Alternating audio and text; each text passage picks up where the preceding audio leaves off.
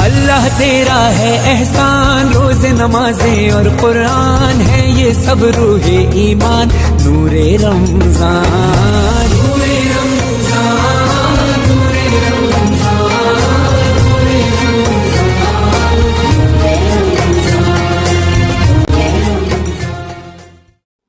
اعوذ باللہ من الشیطان الرجیم، بسم اللہ الرحمن الرحیم۔ الصلاۃ والسلام علیک یا سیدی یا رسول اللہ وعلی آلک و اصحابک یا سیدی یا حبیب اللہ۔ عابد نعیمی آفیشیل یوٹیوب چینل اور فیس بک پیج سے میں ہوں آپ کا میزبان محمد عابد نعیمی۔ آج 21 رمضان المبارک اس ہستی کا یوم شہادت ہے جسے کائنات میں شیر خدا، داماد مصطفیٰ، سرداران جنت کے بابا، خاتون جنت کے ہم سفر، حیدر کرار، مولا مشکل کشا، مولا علی المرتضیٰ، اولیاء اللہ کے سرتاج، شہنشاہ روحانیت، علم کا روشن دروازہ، ہدایت کا منبع، جس نے اپنے حکم کے ذریعے دنیا عدل کو ایک کوزے میں بند کر دیا اور فرمایا کہ کفر کا نظام تو چل سکتا ہے، ظلم کا نہیں۔ کوفہ کی سرزمین کے اوپر دیکھا کہ ایک بوڑھا یہودی بھیک مانگ رہا ہے۔ آپ نے فرمایا میری حکومت کے اندر تم بھیک کیوں مانگ رہے ہو؟ تو کہنے لگا کہ اے مولا علی، جب تندرست تھا، توانا تھا تو محنت مزدوری کرتا تھا، اب حالات وہ نہیں رہے۔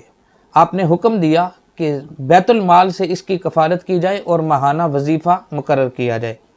کہا گیا کہ امیر المومنین یہ ایک یہودی ہے، تو آپ نے فرمایا کہ پہلے یہ ایک انسان ہے، لہٰذا اس کی کفالت کا ذمہ اب حکومت کی ذمہ داری ہے۔ ایک مرتبہ قاضی کے سامنے آپ کی جب شکایت کی گئی تو مدعی کے ساتھ جب قاضی کے سامنے گئے تو قاضی نے آپ کو ابو الحسن کے لقب سے پکارا۔ جب فیصلہ ہو چکا تو آپ نے ناراضگی کا اظہار کیا۔ قاضی نے پوچھا کہ ناراضگی کس بات کی؟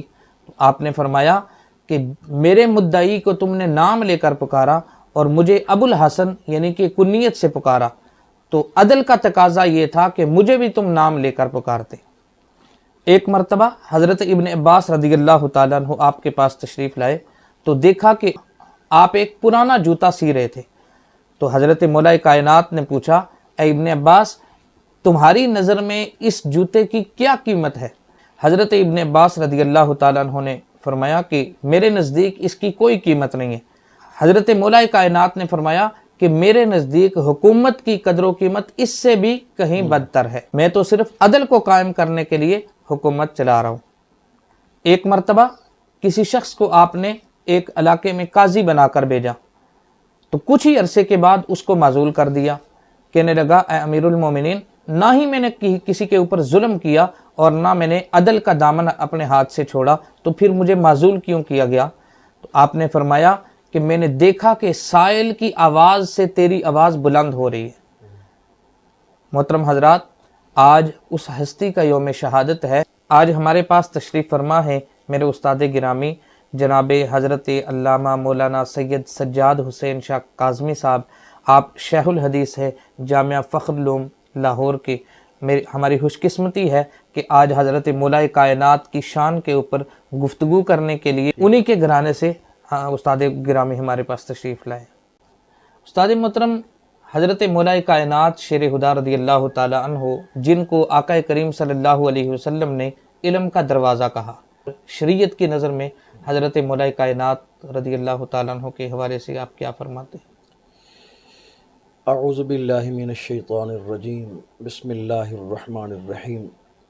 جس طرح آپ پروگرام کے آغاز میں حضرت علی رضی اللہ تعالی عنہ کے مقام اور مرتبہ کی طرف اشارہ فرما رہے تھے، در حقیقت آپ عظیم الشان منصب اور مقام کے مالک ہیں، اس لیے کہ آپ اہل بیت کے افراد میں بھی شامل ہیں اور اصحاب رسول صلی اللہ علیہ وسلم کے زمرے کے اندر بھی آپ آتے ہیں۔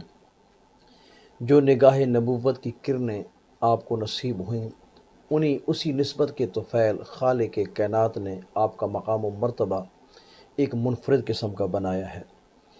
حضرت علی رضی اللہ تعالی عنہ اس شخصیت کا نام ہے کہ جس کی شان میں رب کا قرآن بھی اپنے مخصوص انداز میں حضرت علی کی شان کو بیان فرماتا ہے۔ ایک بار کو یوں ہوا کہ حضرت علی رضی اللہ تعالی عنہ کے پاس 4 درہم تھے، اور 1 درہم آپ نے دن میں خرچ کیا، 1 درہم آپ نے رات کے وقت خرچ کیا، 1 درہم آپ نے چھپا کر دیا، اور 1 درہم آپ نے دکھا کر دیا۔ سبحان یہاں دکھانے سے مراد ریاکاری نہیں ہے، دکھلاوا نہیں ہے، بلکہ دکھانے سے مراد یہ ہے کہ میرے دینے سے کسی اور کے دل کے اندر بھی یہ جذبہ محبت اجاگر ہو، اور وہ بھی اللہ کے راستے پہ اپنے مال کو خرچ کرے، سبحان اور ایسا کرنا شرعاً جائز ہے، شرعاً ناجائز نہیں ہے۔ تو 4 درہم تھے، آپ نے بڑے خوبصورت انداز میں اللہ تبارک و تعالیٰ کے نام پہ خرچ کر دیے۔ خالق کائنات کو جناب حضرت علی رضی اللہ تعالی عنہ کی یہ ادا اس قدر پسند آئی کہ رب کعبہ نے حضرت علی کی اس شان کا تذکرہ اپنے قرآن میں کر دیا۔ سبحان اللہ، سبحان اللہ۔ المختصر، حضرت علی کا تذکرہ قرآن میں کر کے قیامت تک آنے والی نسلوں کو بتایا کہ جب قرآن کی اس آیت کو پڑھو گے یا دیگر آیات مقدسہ کو پڑھو گے جہاں پہ حضرت علی کے مقام اور مرتبے کا تذکرہ ہے، تو انہیں پھر ڈنکے کی چوٹ پہ یہ کہنا پڑے گا کہ جب رب کعبہ نے حضرت علی کو اتنی بڑی شان کا مالک بنایا ہے، تو پھر علی کا آقا حضرت محمد مصطفیٰ احمد مجتبیٰ علیہ تحیت و ثنا کا مقام کیا ہوگا۔ اس لیے کہنے والے یہ کہتے ہیں نا کہ یہ شان ہے خدمت گاروں کی، سردار کا عالم کیا ہوگا۔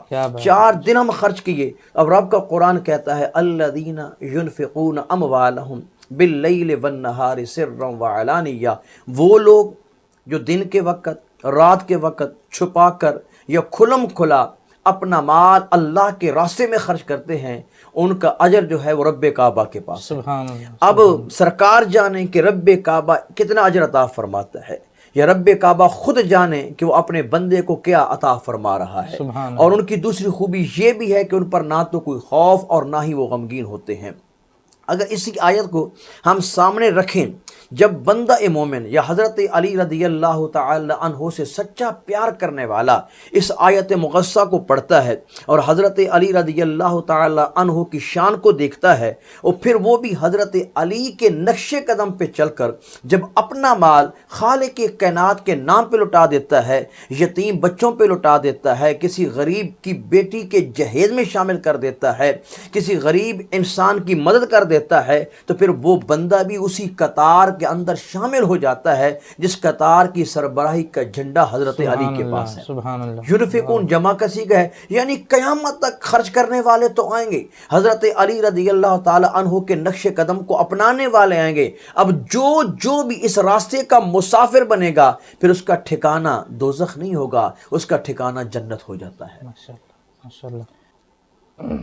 استاد محترم، یہ ہمارے معاشرے کے اندر یہ جو معجزہ علی پڑھا جاتا ہے، اس کی شرعی حقیقت کیا ہے، اور کیا یہ جائز ہے یا نہیں، یا آپ کیا فرماتے ہیں؟ معجزہ نبی کا ہوتا ہے۔ حضرت علی نبی نہیں ہیں، اولیاء کے تاجدار ہیں۔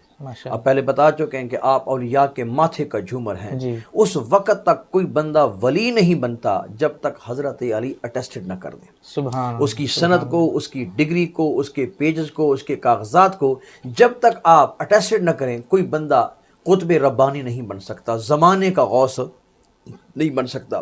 جہاں تک معجزے کا تعلق ہے تو معجزہ ہوتے نبی کا ہے، اور آپ نبی نہیں ہیں، آپ تو اولیاء کے سردار ہیں، آپ تو اولیاء کے سربراہ ہیں، آپ تو اولیاء کاملین کے امام ہیں۔ اس لیے ہمارے معاشرے کے اندر بعض اوقات یہ نظر مانی جاتی ہے اگر ہمارا یہ کام ہو گیا تو ہم معجزہ علی پڑھائیں گے، اور یہ رسم و رواج ہماری ماؤں بہنوں بیٹیوں کے اندر رائج ہے، جبکہ شریعت اس کے بالکل برعکس ہے۔ شریعت یہ کہتی ہے کہ اٹس رانگ، یہ حقیقت نہیں ہے، یہ غلط ہے۔ اگر اس راستے کو اپناؤ گے تو پھر تمہارا ٹھکانہ، تمہارا مقدر خدا کی رحمت نہیں بنے گی، بلکہ خالق کائنات کی طرف سے پھر تمہیں زحمت نصیب ہوگی۔ لیکن اگر شریعت محمدی کی روشنی میں اپنی نظریں مانو گے، ان نظروں کو پورا کرو گے، تو پھر رب بھی راضی ہو جائے گا، سرکار بھی راضی ہو جائے گا۔ لیکن معجزہ علی پڑھنا یا پڑھانا یہ شریعت کے بالکل برعکس ہے، شریعت کے بالکل مخالف ہے۔ شریعت اس بات کا تقاضا نہیں کرتے، شریعت اس بات پہ راضی نہیں ہے کہ معجزہ علی کو پڑھا جائے یا پڑھایا جائے۔ اسی بات کو بڑھاتے ہوئے ہمارے ہاں 10 بیویوں کی کہانی بھی پڑھائی جاتی ہے۔ جی جی بالکل۔ اور چونکہ ہماری مائیں بہنیں بیٹیاں چونکہ کمزور ایمان کی بعض عورتیں مالک ہوتی ہیں، تو وہ 10 بیویوں کہانی کیوں پڑھاتی ہیں؟ اگر یہ ہمارا یہ کام ہو گیا، وہ ہم محلے کی عورتوں کو بلوا کر 10 بیویوں کی کہانی پڑھا لیں گے۔ اگر ہم دیکھیں سیدہ طیبہ تقیہ راضیہ مرضیہ راکعہ ساجدہ فاطمۃ الزہراء رضی اللہ تعالی عنہا کے نقش قدم کو، یا آپ کے زندگی کے میتھڈ اور اسلوب کو، کہ آپ نے بھی زندگی کے اندر کوئی ایسا کام کیا ہے؟ نہیں کام کیا۔ آپ نے وہی کام کیا ہے جو اللہ کو پسند تھا، سرکار کو پسند تھا۔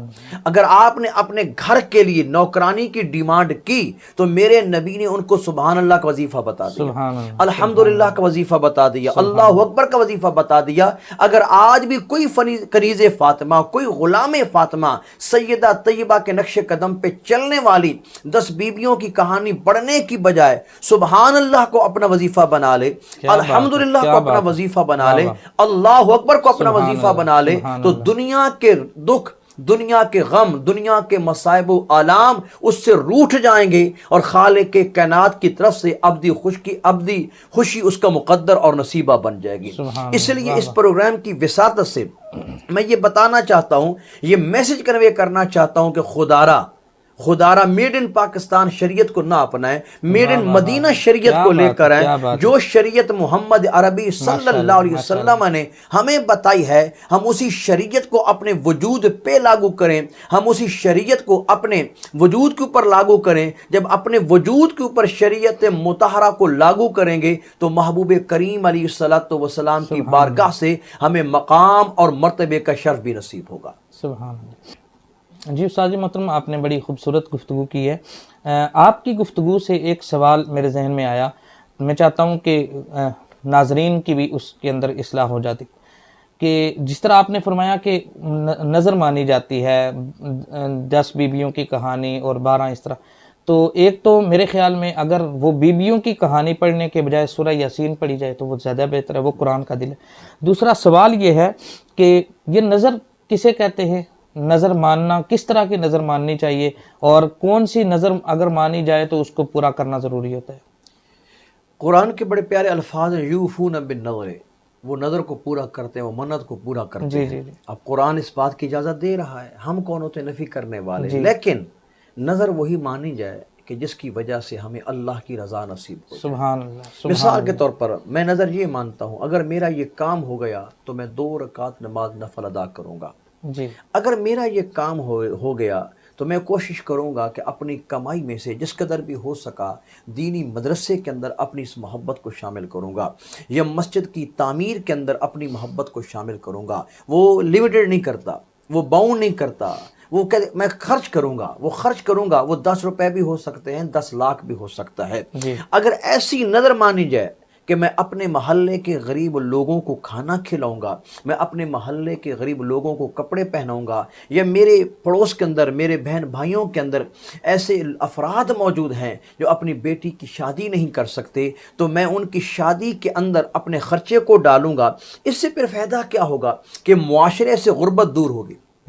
جب ہم اس منت کو پورا کریں گے کہ کسی غریب کی بیٹی کے جہیز کے اندر ہم نے ایک فین کو شامل کر دیا، ہم نے 10,000 روپے دے دیے، ہم نے کچھ اور پیسے دے دیے، تو مجھے ایمان سے بتائیں کہ جب اس غریب آدمی کے ساتھ ہم اتنا پیار کریں گے اس کے چہرے پر مسکراہٹ آ جائے گی۔ اور پھر میرے آقا کا بڑا پیارا فرمان سب موجود ہے کہ تمہاری وہ نیکی کہ جس کی وجہ سے کسی کے چہرے پر مسکراہٹ آ جائے، تدخلوا الجنت، اس کا مسکرانا تمہیں جنت کا مالک بنا دے گا۔ تو گویا یہ جو ہے نا کام کریں، صرف حکومت کی ذمہ داری ہے یا بڑے لوگوں کی ذمہ داری ہے۔ اگر رب کعبہ نے مجھے توفیق دی ہے تو میں بھی حتی الوسع اپنی محبتوں کا اظہار کروں اور اپنی منت کو اس طرح پورا کروں کہ اللہ تعالیٰ کی رضا میرا مقدر بن جائے۔ سبحان اللہ، سبحان۔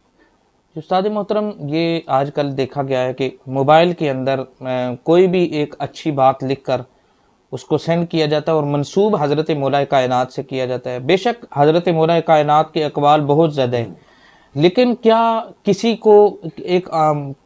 بھی بات کو حضرت مولا کائنات کے ساتھ منسوب کرنا یہ جائز ہے؟ اور دوسرا یہ سوال ہے کہ وہ کون سے خوبصورت اقوال ہیں حضرت مولا کائنات کے کہ جن کو اپنا کر، جن کو سن کر ہم اپنی زندگی کے اندر اس کو لاگو کر کے اپنی زندگیوں کو ہم سنوار سکتے ہیں؟ حضرت علی رضی اللہ عنہ، جس طرح آپ نے حدیث پاک کا مفہوم پیش کیا کہ انا مدینۃ العلم علی بابھا، میں علم کا شہر ہوں تو حضرت علی اس شہر کا دروازہ ہے۔ پھر سرکار نے یہ بھی فرمایا کہ من اراد العلم فلیأت الباب، جو علم کا ارادہ کرے وہ دروازے سے ہو کر، سبحان اللہ، یعنی جو مجھ تک پہنچے نا وہ حضرت علی جیسی چوکھٹ کو چوم کے تب جا کر اسے علم نبی کے نظارے نصیب ہوں گے۔ اس طرح ایک حدیث یہ بھی ہے کہ انا دار الحکمت و علی بابھا، میں حکمت کا شہر ہوں اور میرا علی اس کا دروازہ ہے۔ تو یہ علم کی جو ڈگری ہے نا، یہ کس نے ایشو کی ہے؟ اللہ کے نبی نے ایشو کی ہے۔ کس کو دی ہے؟ حضرت علی کو دی ہے۔ ہمارے مدارس کے اندر بھی سالانہ پروگرام کے اوپر بچوں کو دستار فضیلت دی جاتی ہے۔ وہ اس بات کی دلیل ہوتی ہے کہ اس بچے نے 10 سال دین کو دیے اور یہ 10 سال دین کی تعلیم پڑھ کے فارغ ہو چکا ہے، اب یہ اس قابل بن چکا ہے، یہ جہاں پر بھی بیٹھے گا اپنی محبت کے ذریعے لوگوں کے دلوں کے اندر اللہ اور اس کے رسول کی محبت کو پیدا کرے گا۔ ہمارے یہ دلیل بن جاتی ہے۔ اب مجھے ایمان سے بتائیں، جس کو ڈگری صفا یونیورسٹی کا مالک سربراہ کملی والا نبی عطا فرمائے، اس حضرت علی کے علم اور عمل کا مقام کیا ہوگا؟ سرکار نے خود تعریف فرمائی کہ لوگوں میں علم کا شہر ہوں، اگر دروازہ دیکھنا ہے تو پھر حضرت علی کی ذات کو دیکھنا۔ سبحان اللہ۔ تو گویا اللہ کے نبی نے یہ ڈگری ایشو کر کے، یہ سند دے کر حضرت علی کے مقام اور مرتبے کو واضح کیا۔ پھر اگلی بات، ہمارے ہاں چونکہ واٹس ایپ کے ہمیں مفتی نظر آ جاتے ہیں، واٹس ایپ کے اسکالر نظر آ جاتے ہیں، فیس بک کے، جن کا دین اسلام سے ذرا بھر بھی تعلق نہیں ہے۔ دین آسان شے کا نام نہیں ہے۔ میں اکثر یہ کہتا رہتا ہوں، اگر میرا اسکول ہے، میری اکیڈمی ہے، تو ایک ٹیچر بایو کا ہے، وہ بایو پڑھائے گا، وہ میتھ نہیں پڑھائے گا۔ میتھ والا میتھ پڑھائے گا، وہ انگلش نہیں پڑھے گا، حالانکہ وہ سب کچھ پڑھ کے آ چکے ہیں، لیکن جس ٹاپک پہ، جس مضمون پہ ان کو کمانڈ حاصل ہے نا، وہ اسی کمانڈ کو بروئے کار لاتے ہوئے اپنے مضمون کو دوسروں تک پہنچائیں گے۔ لیکن دین کے معاملے میں اگر آپ پتھر اٹھا کر دیکھیں، ہر شاخ پہ الو بیٹھا ہے، انجام گلستان کیا ہوگا؟ یعنی ہمیں دین کے معاملے میں ہر گلی سے، ہر نکر سے، ہر ادارے سے، ہر جگہ سے کوئی نہ کوئی ایسا احمق مل جاتا ہے جو دین اسلام کو داغدار کرنے کی کوشش کر رہا ہوتا ہے۔ فرسٹ آف آل تو میری یہ ریکویسٹ ہے کہ دیندار سے سیکھیں، جس نے کم از کم مدرسے کے اندر 10 سال لگائے ہیں۔ ہماری مساجد کے اندر ایسے ان ایجوکیٹڈ لوگ موجود ہیں، میں ان کو کوالیفائڈ کہتا ہوں، ٹھیک ہے جی، وہ لوگوں کے نزدیک عالم بھی ہیں، وہ لوگوں کے نزدیک سکالر بھی ہیں۔ ان سے پوچھا جائے کیا ان کے پاس کسی ادارے کی ڈگری ہے؟ کیا انہوں نے اپنے اساتذہ کے سامنے زانوِ تلمس طے کیا ہے؟ وہ سکول کے اعتبار سے بھی بے بس ہیں، دینی تعلیم کے حوالے سے بھی بے بس ہیں، اور انہیں لوگ سب کچھ سمجھتے ہیں۔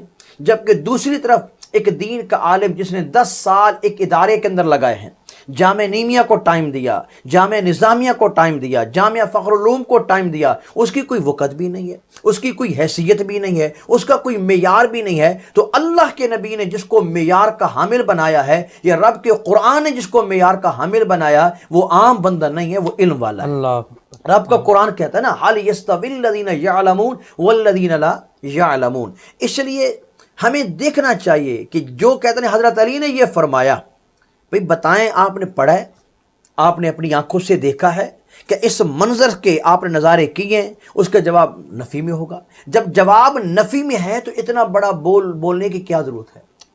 اس لیے بہتر یہی ہے، اٹس نیڈ آف ٹائم، کہ پہلے بندہ ان مقالات کو پڑھے، حضرت علی رضی اللہ تعالی عنہ کی میٹھی گفتگو کو پڑھے، اپنی اصلاح کرے، اور جو بندہ حضرت علی رضی اللہ تعالی عنہ کے اقوال پڑھتا ہے نا، تو بندہ مومن کے ایمان میں اضافہ ہوتا ہے۔ تاریخ الخلفاء حضرت جلال الدین سیوطی کتاب ہے، اور ہم وہ لوگ ہیں جو پڑھا کر حدیث کے علم تک پہنچے۔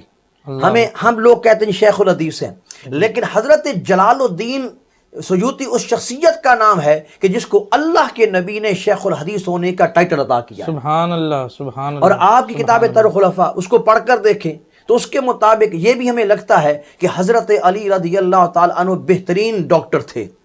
پھر لوگ شاید سوال کریں، بھئی وہ ڈاکٹر کیسے بن گئے؟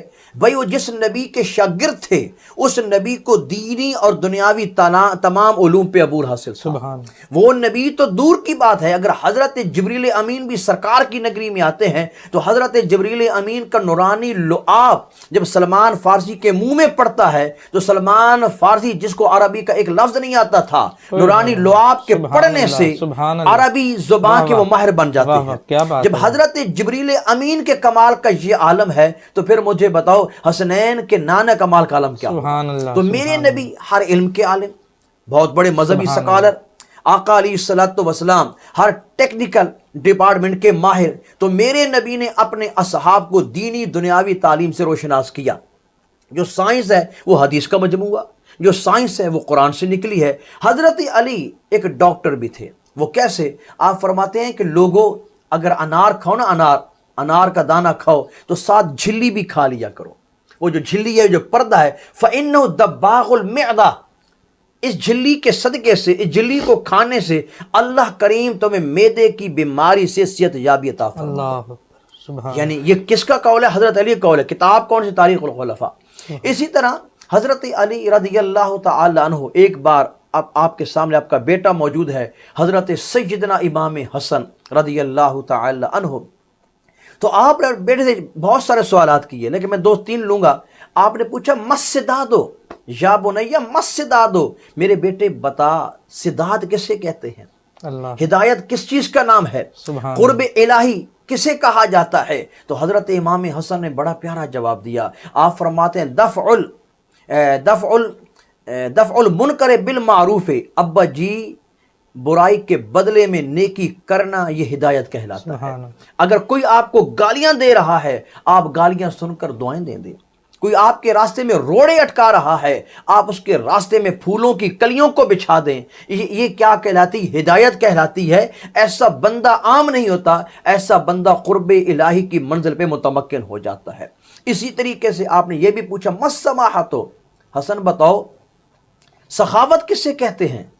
جود و بخشش کسے کہتے ہیں؟ بڑا پیارا جواب دیا، البذل فی العسر والیسر، ابا جی تنگی اور خوشحالی کے اندر اپنے رب کے نام پہ اپنے مال کو خرچ کرنا یہ سخاوت کہلاتا ہے۔ سبحان اللہ، سبحان بندے کی اللہ، جیب میں 10 روپے ہیں اور بندہ کہے اس کی کیا وقت ہے؟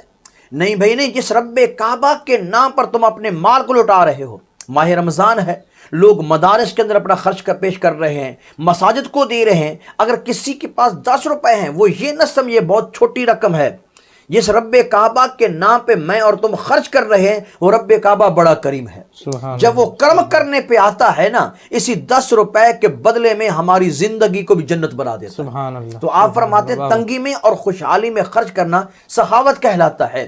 اتنی جب بات ہوئی، بڑی لمبی چوڑی چونکہ روایت ہے البدایہ و نہایہ کی، آخر میں حضرت علی نے بڑی پیاری باتیں کی۔ آپ فرماتے ہیں بیٹا لا تستخفن برجل تراہ ابدا، کسی بندے کو جس کو تو ہمیشہ تکتا رہتا ہے، ملاقات کرتا رہتا ہے، کسی کو حقیر نہ سمجھنا۔ زاہد نگاہ کم سے کسی رند کو نہ دیکھ، اقبال کہتا ہے نا شاید کہ اس کریم کو تو ہے کہ وہ پسند، کہ اے عبادت کرنے والے کسی گناہگار کو حقارت کی نظر سے نہ دیکھ۔ یہ تو اس رب کو پتہ ہے کون اللہ کی بارگاہ کے اندر اعلیٰ مقام رکھتا ہے۔ تو نماز پڑھنے کے بعد بھی بندہ رب کا شکر ادا کرے کہ بندہ خود مسجد میں نہیں آیا، اس کا کرم بندے کو مسجد میں لے کر آیا۔ سبحان اللہ، تو بندہ اپنی عبادت پہ ناز نہ کرے، اپنے اعتکاف پہ نہ اترائے، اپنے مصلے پہ نہ اترائے، بلکہ وہ رب کعبہ کا شکر ادا کرے، مولا میں اس قابل نہ تھا تیرے گھر میں آتا، لیکن یہ قدم اٹھتے نہیں اٹھائے جاتے ہیں، تیرے کرم نے مجھ پہ اتنا کرم کر دیا کہ میں گندے قدموں کے ساتھ تیرے در کا مہمان بن کر تیرے دروازے پہ پہنچ گیا۔ اللہ، تو یہ رب کا کرم ہے۔ بے شک، آپ فرماتے بیٹا کسی کو حقیر نہ سمجھنا، کسی کو کمتر نہ سمجھنا۔ اگر کوئی تجھ سے بڑا، کوئی تیرے سامنے کوئی بڑا آ جائے، فعدہ اباکا، تو تو نے یوں سمجھنا ہے تیرے سامنے کوئی اور نہیں بیٹھا، تیرے سامنے تیرا بابا علی بیٹھا۔ اللہ اکبر، یعنی حضرت علی کی تربیت تو دیکھیں نا کہ ہم اپنی اولاد کی تربیت کیسے کریں۔ ایک تو بڑے پیارا لفظ یا بنیا، اے میرے بیٹے، اے میرے بیٹے، اے میرے بیٹے، کوئی نہیں کہ اے میرے بیٹے، اے میرے بیٹے۔ اگر کوئی تیرے سامنے بڑا بیٹھ جائے تو اس بڑے کو یوں سمجھنا کہ تیرے سامنے تیرا بابا علی بیٹھا ہے۔ یعنی تو اپنے باپ جیسا اس کا احترام کر، باپ جیسے اس کی تکریم کر، اس کی سفید داڑھی کا حیا کر، کبھی کبھار اس سے ملنے بھی چلے جایا کر، اس کے پاس بھی چلے جایا کر۔ اس قربت کی وجہ سے خالق کائنات کی بارگاہ سے تمہیں خوشنودی کی ڈگری نصیب ہو جائے گی۔ پھر آگے آپ تربیت کرتے ہیں، اگر کوئی تیرا ہم مثل ہو، ہم جولی ہو، تیرا کولیگ ہو، تیرا ہم عمر ہے، وہ تیرے ساتھ کھیلتا ہے، تیرے سامنے بیٹھتا ہے، فَعُدَّهُ أَخَاكَ، تو تو یوں سمجھا کر تیرے سامنے کوئی اور نہیں بیٹھا، حضرت امام حسین بیٹھا ہے۔ یعنی اس کو بھائی سمجھ، اس کو اپنے سے غیر نہ سمجھ. اب دیکھیں نا یہاں پہ بڑی پریشانی سی بن جاتی ہے. ہمارے ہاں لوگ پیروں کے ہاتھ بھی چومتے ہیں. چند دن پہلے میں نے یہ بھی دیکھا کہ کچھ لوگ ہمارے سیاسیوں کے ہاتھ بھی چوم رہے ہیں. اگر ان سے پوچھا جائے کہ کبھی آپ نے اپنی ماں کے ہاتھوں کو چوما ہے, کبھی آپ نے اپنے بابا کے ہاتھوں کو چوما ہے, ان کا جواب نفی میں ہوگا. ماں باپ کو دیکھنے سے مقبول حج کا ثواب ملتا ہے. ماں باپ کو دیکھنے سے 2 مقبول حجوں کا ثواب ملتا ہے. تو جو بندہ محبت اور پیار کے ساتھ ماں کے قدموں کو چوم لے, ماں کے قدموں کو دبا دے, بابا کے قدموں کو دبا دے, تو اس بندہ مومن کی شان کیا ہوگی. تو آپ تربیت کر رہے ہیں, بیٹا تیرے سامنے تیرا ہم عمر موجود ہے تو اسے اپنا بھائی سمجھنا ہے. سبحان اللہ. اگر تیرے سامنے کوئی چھوٹا موجود ہے تو تو نے یوں سمجھنا ہے کہ تیرے سامنے حسن مصنع اون و محمد موجود ہے, تیری اپنی اولاد موجود ہے. یعنی بڑوں کا احترام کرنا ہے اور چھوٹوں سے پیار کرنا ہے. سبحان یہ تربیت ہمیں کس نے دی, یہ مقام اور مرتبہ ہمیں کس نے سکھایا؟ حضرت علی کرم اللہ وجہہ نے سکھایا. تو حضرت امام حسن کو یہ مواعظ حسنہ کر کے آپ نے ہماری زندگی کے اندر بھی ایک انقلاب برپا کرنے کی کوشش کی ہے کہ ہم بڑوں کا بھی احترام کیا کریں, چھوٹوں سے شفقت کیا کریں. مسجد کے اندر بعض دفعہ ناسمجھ بچے آ جاتے ہیں, ہمارے کچھ لوگوں کے پاس ڈنڈا موجود ہوتا ہے, وہ تھپڑ مارنا شروع کر دیتے ہیں. یہ ہمارا مستقبل ہے, جی جی, یہ ہمارا مستقبل ہے. ہم اس مستقبل کو بڑے پیار کے طریقے سے ڈیل کریں. سرکار نے یہ بھی فرمایا کہ ناسمجھ بچہ مسجد میں نہ آئے. تو والدین ناسمجھ بچے کو مسجد میں لے کر نہ آئے. ہو سکتا ہے وہ بولو براز کرے اور مسجد کی توہین ہو جائے, مسجد کی صفائی گندگی کے اندر تبدیل ہو جائے. ناسمجھ بچے کو مسجد میں نہ لایا جائے. بچہ سمجھدار ہے, اس کو مسجد میں لایا جائے.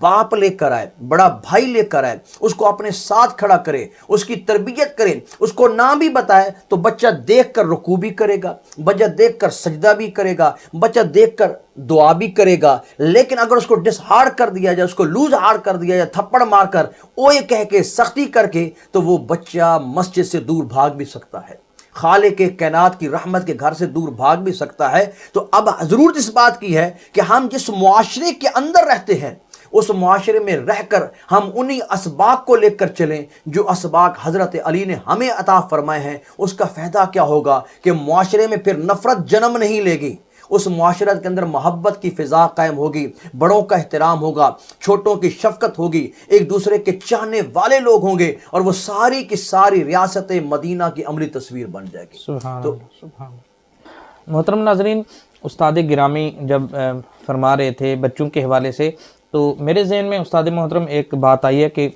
خصوصاً جیسے آج رمضان المبارک ہے اور بچے کافی زیادہ مسجد میں آتے ہیں, چھوٹے بچے, بعض اوقات وہ شور شرابہ بھی کرتے ہیں.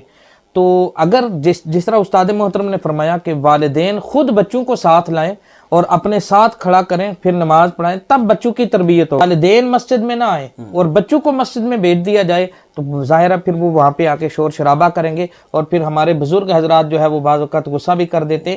تو لہٰذا میں گزارش یہ کروں گا کہ بچوں کو اپنے ساتھ مسجد میں لائیں, ان کو ساتھ کھڑا کریں, نماز سکھائیں ان کو, لیکن ان کو اکیلے نہ بھیجے. جب وہ اکیلا بچہ مسجد میں آتا ہے پھر بچوں کے ساتھ مل کر شور شرابہ ہوتا ہے, مسجد کی بھی بے حرمتی ہوتی ہے.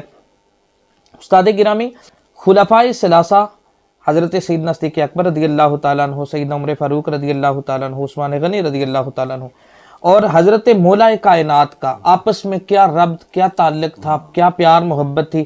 ہم تو ان کو جدا کر رہے ہیں اور ہم تو لوگوں کے سامنے یعنی کہ ماحول ایسا بنا رہے ہیں کہ شاید وہ آپس میں ان کی رنجشیں تھی, شاید وہ آپس میں ایک دوسرے کے نعوذ باللہ وہ دشمن تھے. تو کیا آپ فرماتے ہیں؟ جب ہماری سوچ یہ بن جائے نا کہ ان کے درمیان استغفر النفرتیں تھیں, جی, تو پھر ہم ان کا انکار نہیں کر رہے, ہم آقا علیہ الصلوۃ والسلام کی تعلیم اور تربیت کا انکار کر رہے ہیں. بے شک. یہ وہ نبی ہے جس کے صدقے سے اس امت کو کنتم خیر امت کا ٹائٹل ملا. اس نبی نے ان چاروں کو اپنے سے جدا نہیں کیا. بے شک. تفسیر ابن کثیر کے یہ الفاظ ہیں کہ محبوب کریم علیہ الصلوۃ والسلام کے دائیں طرف حضرت صدیق اکبر بیٹھتے تھے, بائیں طرف عمر فاروق بیٹھتے تھے, سامنے حضرت سیدنا عثمان غنی رضی اللہ تعالیٰ عنہ اور حضرت علی رضی اللہ تعالیٰ عنہ بیٹھا کرتے تھے. سبحان. یعنی یہ ایسا گلدستہ ہے, یہ دیکھیں یہ 5 تن بن گئے, جی جی, درمیان میں سرکار ہے. یہ ایسا گلدستہ ہے, ایسا گلدستہ ہے کہ جس گلدستے کے ایک پھول کا نام صدیق ہے, سبحان اللہ, ایک کا نام عمر ہے, ایک کا نام علی ہے, اور ایک کا نام عثمان غنی ہے. التذکرہ للقرطبی کے بڑے پیارے الفاظ، اور اس موقع پر شیخ الحدیث و تفسیر استاذ العلماء عمدۃ النبلاء علامہ غلام حسین جوشی صاحب، انہوں نے بڑی پیاری بات کوٹ کی. میں نے ان سے کہا بھی تھا کہ ماشاءاللہ آپ نے ٹو دی پوائنٹ ایک لفظ کو انگلش کے اندر کنورٹ کیا اور بڑی خوشی ہوئی. حوض کوثر مالک ہے میرے سرکار. کیا بات ہے، سبحان حوض کوثر پانی ہوگا نا جی اور خوش نصیب ہوں گے وہ لوگ جن کو حوض کوثر کا جام نصیب ہوگا. جی یہاں پر بھی واسا کے اراکین ہیں، پانی کے اراکین ہیں، پانی پہ ڈیوٹی دینے والے لوگ ہیں. واٹر ڈیولپمنٹ اتھارٹی اسے کہا جاتا ہے. تو حوض کوثر کی جو واٹر ڈیولپمنٹ اتھارٹی ہے نا، واٹر ڈیولپمنٹ اتھارٹی کے ایک رکن کا نام صدیق اکبر ہے، سبحان اللہ، ایک رکن کا نام عمر فاروق ہے، واہ واہ واہ، ایک رکن کا نام عثمان غنی ہے، اور ایک رکن کا نام حضرت علی کرم اللہ وجہہ ہوئے. ہم جہاں سے بھی آئیں گے نا، ہمیں تو حوض کوثر کے جام ملیں گے. سبحان اس لیے کبھی ہم نے ان کو جدا نہیں کیا، ہم اسی انداز سے ان کو دیکھتے ہیں جس انداز سے اللہ کے نبی دیکھا کرتے تھے. اللہ. اب میرے نبی کا ان کو دنیا اور آخرت میں اکٹھا کرنا اس بات کی دلیل ہے، جب میں محبوب ان کو الگ نہیں کیا، تم کون ہوتے ان کو الگ الگ کرنے والے. سبحان اللہ. اور پھر اگر اگلی بات کریں حضرت علی کرم اللہ وجہہ، حضرت علی سے بڑھ کر کوئی مفتی نہیں ہے، اللہ. حضرت علی سے بڑھ کر کسی سید کی شان نہیں ہے، سبحان اللہ. حضرت علی سے بڑھ کر کوئی محدث نہیں ہے، کوئی مفکر نہیں ہے، کوئی مصنف نہیں ہے، کوئی رائٹر نہیں ہے، کوئی قاری قرآن نہیں ہے، کوئی حافظ قرآن نہیں ہے. حضرت علی سے بڑھ کر کوئی قرآن کو سمجھنے والا نہیں ہے. ایک بار کو یوں ہوا، ایک شخص عرض کرتا ہے کہ یا حضرت ہم آپ کو خطبہ سنتے ہیں تو آپ خطبے کے اندر خلفائے راشدین کا نام بڑی محبت سے لیتے ہیں. جی حضرت علی سے پوچھا من ہم، یہ کون ہیں بھائی، من ہم یہ کون ہیں؟ آپ نے بڑا پیارا جواب دیا، اور جب آپ جواب دے رہے تھے نا تو حضرت علی کی آنکھوں سے آنسو کی لڑیاں بھی جاری. اللہ اکبر. تو جن کی محبت میں علی روئے نا، ان میں سے ایک کو صدیق کہا جاتا ہے اور ایک کو عمر فاروق کہا جاتا ہے. اور جن کی محبت میں علی رو پڑے وہ عام نہیں ہوتے، وہ اللہ کی بارگاہ کے اندر بھی اعلیٰ ہیں، ادھر بھی وہ اعلیٰ ہیں. فَأَغْرَوْرَقَتْ عَيْنَاهُ، آپ کی آنکھیں برس پڑیں، آنکھوں سے آنسو کے موتی نکل پڑے. اور آپ کیا کہتے ہیں؟ مجھ سے پوچھتے یہ کون ہے، میں تمہیں بتاتا ہوں. اور شان والا شان والے کی بات کرتا ہے. اللہ اکبر. آپ نے الفاظ استعمال کیے ہم حبیبہ یا ابو بکر و عمر، یہاں پہ لفظ ہم گرامیٹیکلی جمع کا صیغہ ہے، حالانکہ تذکرہ دو کا ہے. جو میرے پاس نسخہ ہے تو وہاں پہ لفظ ہم ہی ہے.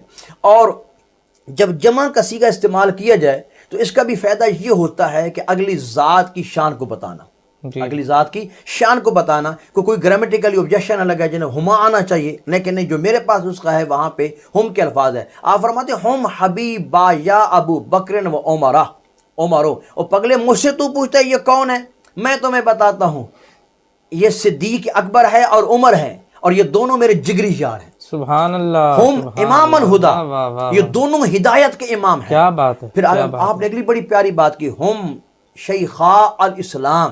دنیا والوں میں تمہیں بتاتا ہوں کہ اس روئے زمین پر ایک شیخ الاسلام حضرت صدیق اکبر کی ذات ہے اور ایک شیخ الاسلام حضرت فاروق اعظم کی ذات ہے. سبحان. پھر آپ فرماتے ہیں فمن تمسک بہما اوسما، جس بندے نے ان کے دامن کرم کو تھام لیا وہ خالق کے کائنات کی رحمتوں کا مستحق بن گیا. اللہ. پھر یہ بھی فرمایا کہ جو ان کے دامن کرم سے وابستہ ہو جاتا ہے، جو ان کا سچا پکا مرید ہو جاتا ہے، فمن اتبع آثارہما، جو ان کے نقش قدم کی مٹی کو اپنی آنکھوں کا سرما بنا لیتا ہے، خالق کائنات اس بندے کو اپنے گروہ میں شامل کر لیتا ہے. اور اللہ کے گروہ کی یہ شان ہے، الا ان حزب اللہ هم المفلحون. اللہ کا گروہ ادھر بھی کامیاب ہے ادھر بھی کامیاب ہے. آپ ذرا خود اندازہ کریں، جو صدیق اکبر رضی اللہ تعالی عنہ کی ادا کو اپنا لے وہ جنتی، جو عمر فاروق کی ادا کو اپنا لے وہ جنتی. میں نہیں کہہ رہا بلکہ حضرت علی کہہ رہے ہیں. کیا میرا ایمان یا آپ کی محبت گوارا کرتی ہے کہ حضرت علی نے یہاں پر تقیہ سے کام لیا ہوگا، یہ ڈر کے کام لیا ہوگا؟ نا جی نا. حضرت علی کل بھی حیدر کرار تھے، کل بھی شیر خدا تھے، آج بھی شیر خدا ہیں. کل بھی وہ مشکل کشا تھے، آج بھی مشکل کشا ہیں. کل بھی وہ یعصوب المسلمین تھے، آج بھی ہیں. کل بھی وہ بیدۃ البلد تھے، آج بھی ہیں. حضرت علی ہر دور کے اندر مقام اور مرتبے کے حامل ہیں. بلکہ میں تو یوں کہتا ہوں، اگر احادیث کا مطالعہ کیا جائے، اگر کوئی بندہ بھانگ یا چرس کھا پی کر نہیں بلکہ باوضو ہو کر حضرت علی کا نام سچے دل سے لے لے تو میرا رب کعبہ اسے بھی زمانے کا غوث جلی بنا دیتا ہے، سبحان اللہ، اس بے نام کو نام عطا کر دیتا ہے۔ حضرت اللہ علی جیسی سچی شخصیت بھی کس مقام اور مرتبے کو واضح کر رہی ہے کہ دنیا والوں میں تمہیں بتاتا ہوں صدیق اکبر کا مقام کیا ہے، عمر فاروق کا مقام کیا ہے۔ تو حضرت علی کا یہ مقام بتانا اس بات کا پروف بن گیا، اس بات کے آرگومنٹس بن گئے، اس بات کے دلائل اور حجتیں بن گئی کہ لوگوں صدیق اور عمر پہ انگلی اٹھانے سے پہلے حضرت علی کا طریقہ کار تو دیکھو، حضرت علی کی حق گوئی تو دیکھو، حضرت علی کی طرز تکلم تو دیکھو۔ آپ نے ان کو اچھے لفظوں میں یاد کیا ہے، اب ہمارا بھی حق بنتا ہے اگر ہم علی کے مرید ہیں، ہم علی کے مرید ہیں تو ہم بھی ان کو اچھے لفظوں میں یاد کریں، کیونکہ ان کو علی نے اچھے لفظوں میں یاد کیا ہے۔ تو حضرت علی نے یاد کیا اور ہمارے لیے ایک روشن دلیل بنا دی، اور ہمارا حق بنتا ہے جب بھی ان کا نہیں، جس صحابی کا نام بھی ہمارے کانوں کی لہروں سے ٹکرائے ہم اس صحابی کو ادب دیں، احترام دیں، پیار دیں، اس لیے کہ اس صحابی نے گنبد خضرا کو نہیں دیکھا، اس صحابی نے گنبد خضرا کے مکی حسنین کے نانا کو دیکھا۔ سبحان اللہ، اس لیے ہمارا حق بنتا ہے ہم تمام صحابہ کرام کو ادب و احترام کا مقام دیں۔ جی ماشاء اللہ، بڑی خوبصورت گفتگو فرما رہے تھے حضرت مولا کائنات کی شان کے اندر۔ استاد جی آپ کا بہت بہت شکریہ کہ آپ تشریف لائے۔ محترم ناظرین، آج 21 رمضان المبارک ہے اور ہمارا یہ سلسلہ الحمدللہ یکم رمضان سے اسی طرح جاری و ساری ہے۔ آپ سے گزارش ہے کہ اگر ہمارا آج کا یہ پروگرام آپ کو اچھا لگا، عابد نعیمی آفیشیل یوٹیوب چینل اور فیس بک پیج کو لائک کریں، شیئر کریں، سبسکرائب کریں تاکہ یہ پیغام دوسروں تک زیادہ سے زیادہ پہنچ سکے۔ مجھے دیجیے اجازت۔ السلام علیکم ورحمۃ اللہ وبرکاتہ۔